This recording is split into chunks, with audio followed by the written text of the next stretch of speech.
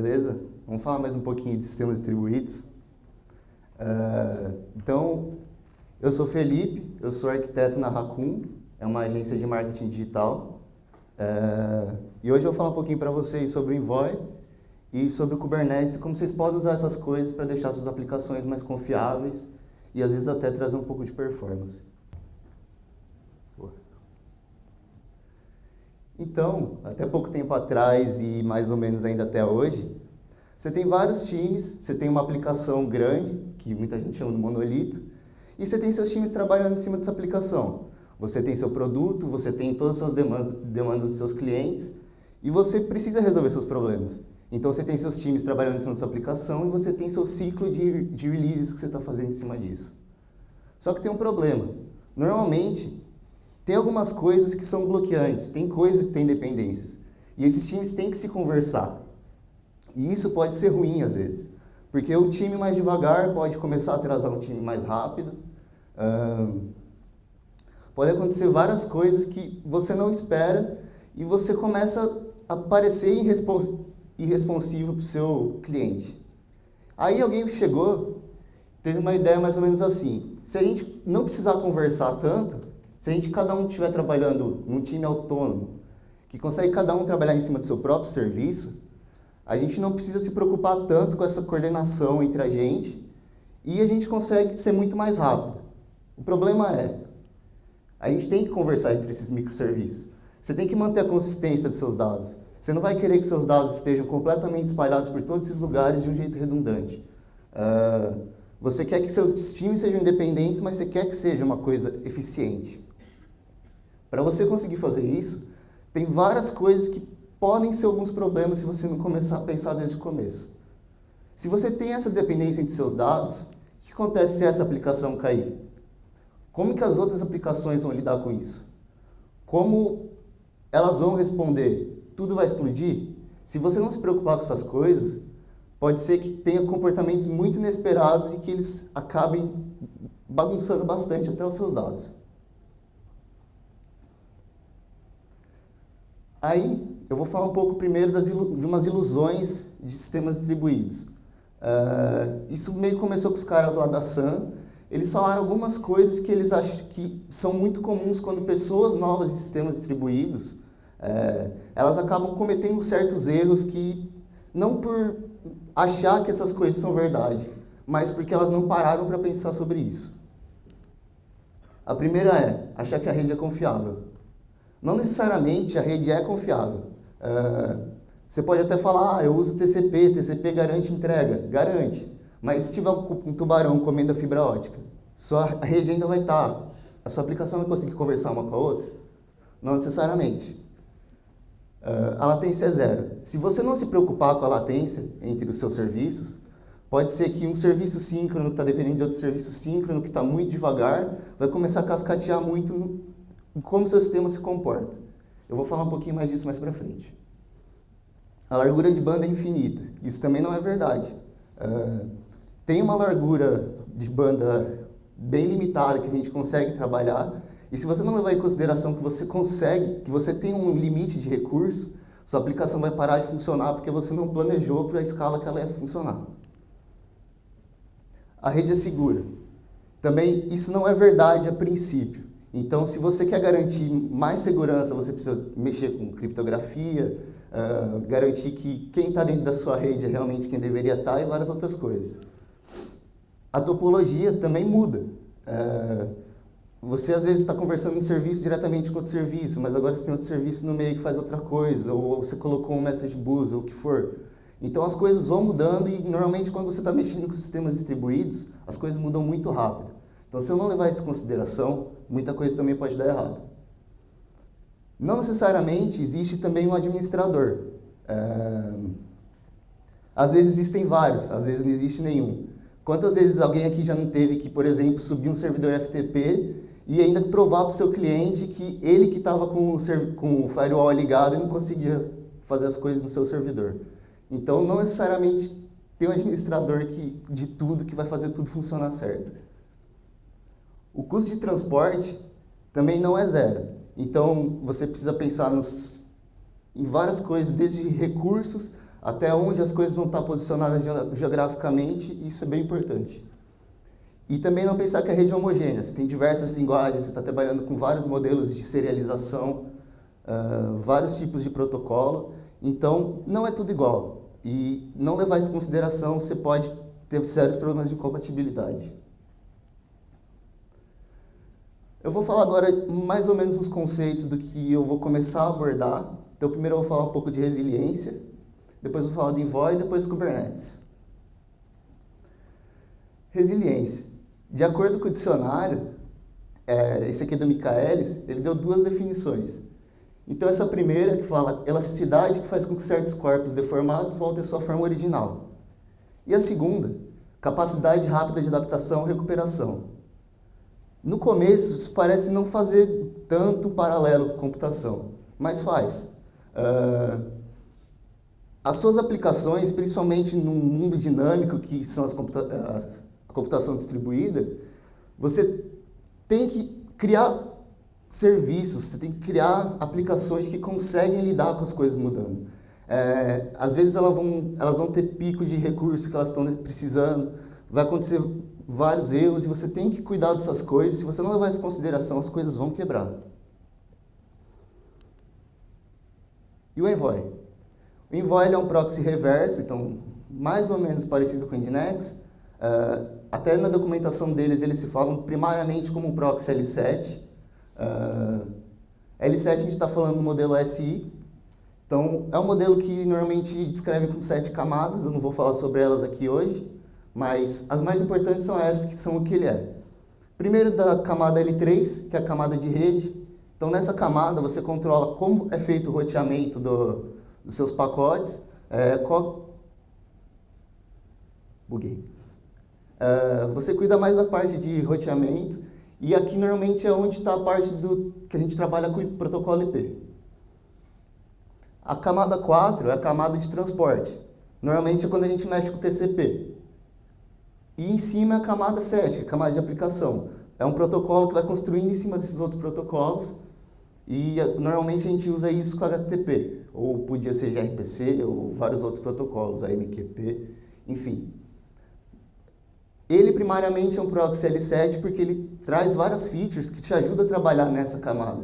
Ele consegue entender HTTP, ele consegue entender gRPC, o protocolo do Mongo, o protocolo do Dynamo. Essas tecnologias parecem meio estranhas, tudo juntas, mas isso é meio efeito da empresa que criou o Envoy, que foi a Lyft, e é mais ou menos o que eles usam. Isso é uma das coisas mais fodas do Envoy, que diferencia bastante ele, é que ele faz Service Discovery e configuração dinâmica. Então, não necessariamente você precisa de uma configuração estática. Você consegue, por exemplo, fazer uma aplicação que vai servir configuração para o Envoy. Ele consegue lidar bem com isso. E isso aqui é uma das coisas que eu vou mostrar mais para frente, que pode trazer vários benefícios para você. E só como uma curiosidade, ele foi feito em C++.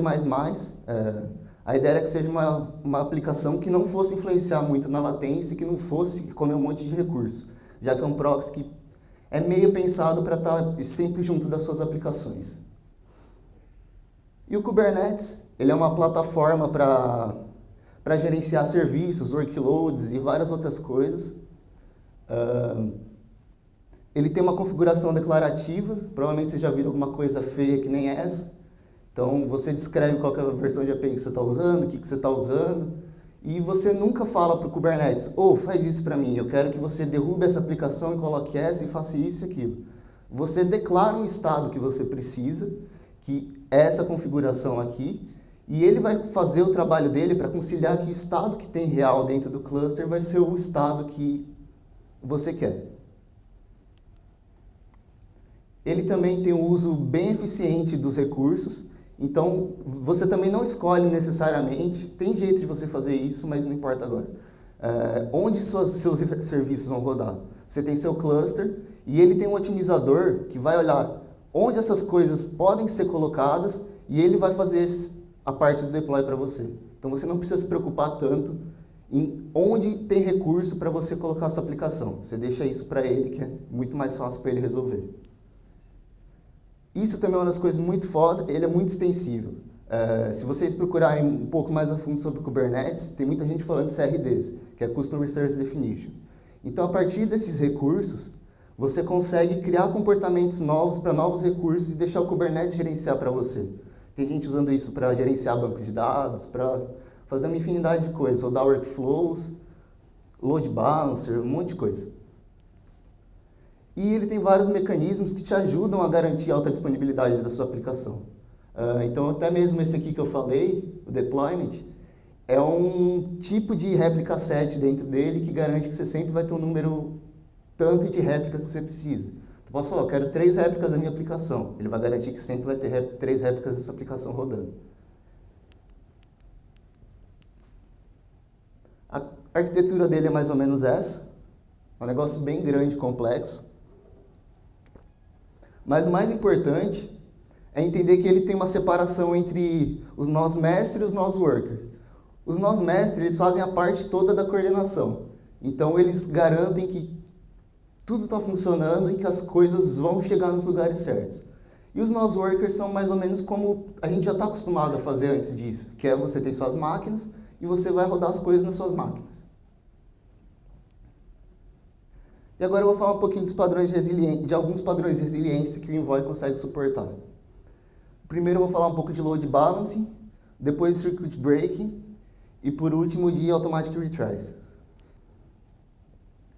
Normalmente quando a gente faz deploy de uma aplicação em Flask, o que a gente faz, aqui eu estou colocando exemplo com o Gunicorn, então o Gunicorn vai ser o nosso processo principal dentro do container e ele vai spawnar os workers do Flask, pode ser Gevent ou qualquer outro tipo de worker que você está usando, para você conseguir trazer concorrência. Não é tão legal você usar só um porque ele vai bloquear. E ele sobe isso aqui como processo. E tem alguns problemas nesse caminho. O primeiro é, esses processos aqui que ele subiu, isso até aconteceu comigo em produção. Esses processos eles podem ficar degradados, eles podem morrer e acontecer várias coisas. E como eles não são o processo principal dentro do container, você não tem visibilidade. Aparentemente seu container está vivo, o seu primeiro processo está saudável, mas os outros processos eles podem se degradar e você não vai enxergar. E um outro problema é que mesmo que você está se aproveitando que você tem concorrência aqui, você não está sendo distribuído. Então sua aplicação está rodando dentro de um container só e um container por padrão vai rodar todos os processos dele na mesma máquina. Aí entra o primeiro padrão que a gente pode fazer. Usando o Envoy como um proxy, a gente consegue usar ele para fazer o load balance da sua aplicação. Então você pode usar alguma coisa aqui, um servidor WSGI que nem o Bjorn, ou algum servidor que seja single-threaded, e deixa ele ali dentro. Ele vai ser o processo principal para rodar a sua aplicação. E você fala, eu quero rodar 3 desse aqui, eu preciso rodar 5, eu preciso rodar 10, não importa. Tudo que você vai precisar fazer é configurar o Envoy para ele fazer o load balancing entre eles. E desse jeito, você consegue se aproveitar da parte distribuída. Você pode ter várias máquinas, você pode garantir que sua aplicação vai ficar rodando mesmo que uma máquina falhe. E isso traz um pouco mais de confiança para sua aplicação. E se você estiver no Kubernetes é até mais fácil. Só fala, eu quero 3 réplicas, ele sobe. Você também pode fazer coisas, por exemplo, com um filtro. Então você pode manter mais uma versão da sua aplicação e deixar para o Envoy fazer, de acordo com o header ou o path que chegou, ele fazer o roteamento, sem você ter que instrumentar nada na sua aplicação. O próximo que eu vou falar é de Circuit Breaking. Para isso eu vou contar meio que uma historinha. A ideia é, você tem sua aplicação, ela está bonitinha lá, você tem seus dados. Só que sua empresa continua crescendo. E uma hora você precisa de outra aplicação que precisa puxar esses dados e fazer outras coisas. E aí essa aplicação ganha vários novos amiguinhos e você está começando a colocar mais load na sua aplicação e mais aplicações chamam essas aplicações e todos esses serviços são síncronos. O problema é, se essas coisas estão começando cada vez a fazer mais requests, precisar de mais coisas, isso pode começar a virar um gargalo. Esse cara vai ficar mais lento, ele vai usar muito mais recursos, ele pode sobrecarregar o banco dele, coisas assim. E se olhasse até para a distribuição do tempo de resposta, você vê um negócio mais ou menos assim. Cada vez mais, quanto mais request está chegando para ele, mais devagar ele está ficando, mais ele está demorando. E o problema disso é, você está no sistema síncrono. Então esses caras agora vão ficar esperando. E se os caras estão esperando, esses também vão ficar esperando. E vai aumentando, aumentando, aumentando, então uma hora que tudo pega fogo. E aí você sente e chora, às vezes até você pode ter estragado seus dados. O que você pode fazer com o Envoy? Isso aqui é um exemplinho de como seria uma configuração. Ele tem várias regras que você consegue fazer isso. Aqui nesse exemplo eu coloquei com o número de conexão. Então você consegue colocar uma prioridade para certas prioridades que você vai usar, mas você podia ser, por exemplo, eu quero só deixar passar post, eu quero só deixar passar get. Tem várias coisas, a documentação é bem grande. E a ideia é, ele vai ficar na frente da sua aplicação, e aí você está usando, ele viu que está ficando sobrecarregado, sei lá, você atingiu as 2.000 conexões. Ele vai falar, opa, não deixa passar mais nada, deixa a aplicação terminar de resolver as coisas. Aí, você tem que pensar, qual que vai ser a resposta padrão? Eu retorno um erro para quem está chamando? Porque agora eu vou conseguir responder rápido. Ou eu passo uma página que vai ser uma página padrão, ou retorno um erro. Eu falo para o meu cliente tentar de novo. Aí tem que ser muito específico com a sua aplicação e você tem que tomar bastante cuidado com como que você vai lidar com isso.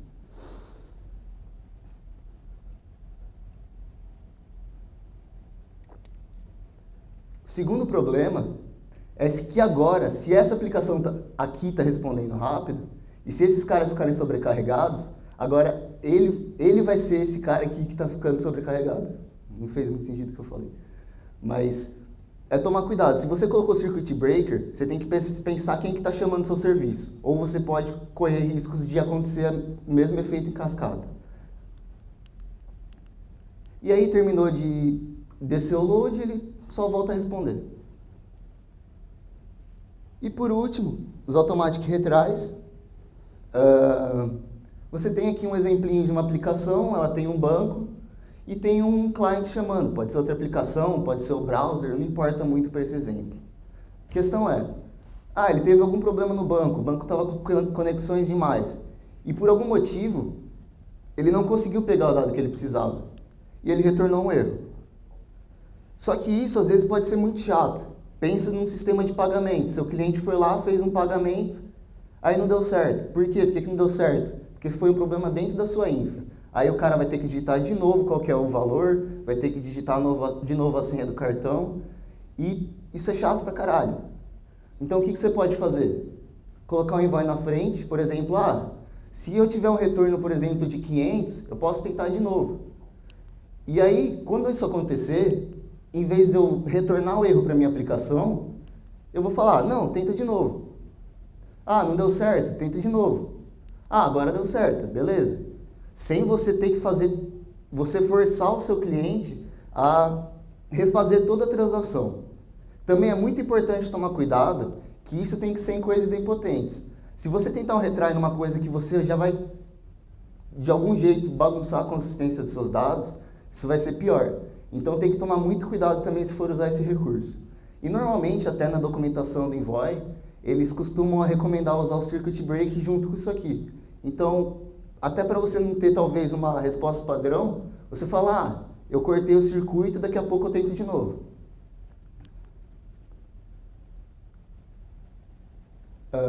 Agora eu vou falar um pouquinho mais do Kubernetes. Um pouquinho como funciona a rede de um pod, porque isso é interessante. Eu vou falar do padrão Sidecar, que está aparecendo bastante dentro do Kubernetes, e depois do Service Mesh.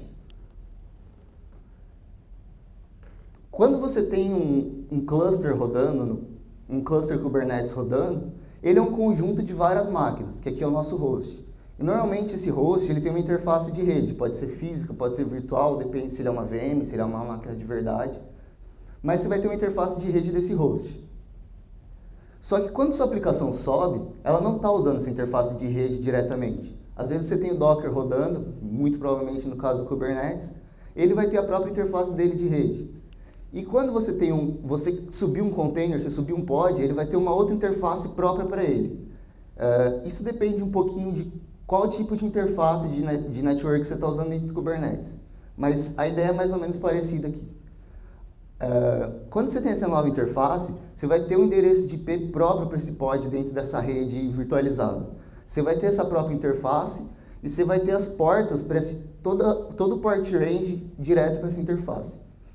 Então você consegue, aqui nesse caso que você tem um pod com mais de um container, fazer os dois conversarem como se eles estivessem dentro do mesmo lugar, que eles estão no mesmo lugar. Quando você tem um pod com mais de um container dentro, todos os containers necessariamente vão rodar na mesma máquina. E isso dá meio que uma liberdade para a gente de fazer algumas coisas. Então, esses dois containers estão na mesma rede, eles conseguem se comunicar. E aqui entra o sidecar. Por que sidecar? A ideia é que você tem sua aplicação principal e junto com ela você coloca outros auxiliares. Então pode ser um auxiliar para coletar métricas, pode ser um auxiliar para exportar coisas para outro lado, fazer backup, rodar. O que você conseguir pensar que te ajude. Sempre com cuidado, lógico. E a ideia é, se eles conseguem se comunicar, você consegue colocar um sidecar para fazer coisas que você precisa. Fui demais. Então, a ideia aqui, colocando o envoy em contexto, seria o envoy no lugar de sidecar. E você coloca o envoy para fazer toda a comunicação do mundo para a sua aplicação. Sua aplicação agora não precisa mais se preocupar com a topologia da sua rede.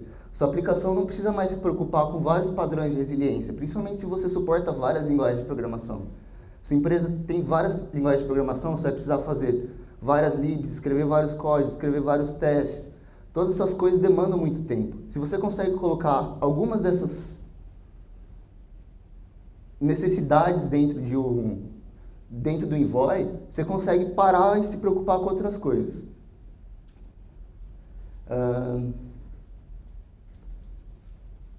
Mais ou menos isso. E se você consegue usar o envoy como sidecar, você também consegue fazer uma coisa mais louca ainda, que é todos os seus serviços têm um proxy na frente. Então, nenhum serviço necessariamente precisa se preocupar com a topologia da rede. Então, você podia colocar a carga do envoy para fazer a parte de criptografia na comunicação, de retry, circuit breaking, vários outros padrões de resiliência que ele consegue fazer, isso sem instrumentar nada do seu código. Isso até é uma grande vantagem quando você tem várias aplicações legadas. Então, você consegue fazer que as suas aplicações legadas se conformem com as coisas que você está querendo fazer agora. Trazer mais confiança para as suas aplicações e deixar seus usuários felizes. Como eu tinha falado para vocês antes, o envoy ele consegue ter uma configuração dinâmica. Aqui é mais ou menos a arquitetura do Istio. O Istio é uma aplicação que ela foi feita pela Lyft, o Google, acho que IBM, e a ideia é que ele vai ser a parte que cuida da configuração do envoy. Então eles separam em duas partes. Vai ter o control plane, que vai ser a parte do Istio, e o data plane, que vai ser a parte que vai estar a carga do envoy. O envoy vai ser mais ou menos isso que eu mostrei para vocês. Ele vai cuidar dessa parte de comunicação e aqui ele está como sidecar em todos os lugares. E o Istio ele vai controlar coisas como criptografia, quem pode acessar o quê, roteamento, monitoramento e várias outras coisas. E primariamente ele consegue configurar os proxies. E uma coisa muito da hora do Istio é que ele consegue fazer isso até que ele chama de sidecar injection. Então você não precisa configurar um envoy para cada aplicação sua. Você consegue configurar o Istio para cada aplicação que você subir, ele vai injetar um sidecar dentro do seu pod e ele vai garantir que todas as coisas que você colocou na configuração estão funcionando. E quanto mais você cresce em escala, quanto mais deploys você tem, quanto mais serviços você tem, isso pode te ajudar muito com o tanto de trabalho que você precisa fazer. Senão você vai começar a crescer muito seu time de operações para você manter sua aplicação funcionando. Então, mexer com sistemas distribuídos é um negócio muito difícil. E isso aqui são aplicações que conseguem ajudar muito a lidar com essas complexidades. Então, mais ou menos concluindo, fui mais rápido do que eu achei que eu ia ser. Sistemas distribuídos são complexos e exigem um pouco de pensamento. Então, é muito importante tomar cuidado como suas aplicações se comunicam, como que é a segurança entre elas, qual que é a consistência dos seus dados, como que você vai se comportar em caso de erro. Isso é muito importante, se você não levar isso em consideração, você vai fazer alguma coisa errada. O Envoy e o Kubernetes são ferramentas muito boas que conseguem te ajudar a fazer várias coisas. ela vem com fardo de configuração, vem com uma curva de aprendizado muito grande. Mas se você está mantendo muitos serviços, se você está crescendo muito no ritmo acelerado, você tem muitos times, isso provavelmente vai valer muito a pena para você para conseguir fazer as coisas de um jeito mais robusto. E os padrões de resiliência? E esses padrões de resiliência que eu mostrei para vocês, eles podem ajudar muito para garantir que as coisas não vão se propagar pelo sistema todo e começar a pegar fogo. É você garantir que certas coisas não vão acontecer para proteger seu sistema. Tem algumas referências, depois eu vou compartilhar com vocês os slides, e aí todas as documentações são muito boas, do Kubernetes, do Envoy, e tem muita coisa sendo escrita, é uma comunidade muito ativa e muito forte, então vale muito a pena adotar e tem muito suporte da comunidade para isso ser feito. E era mais ou menos isso que eu tinha para falar. Valeu!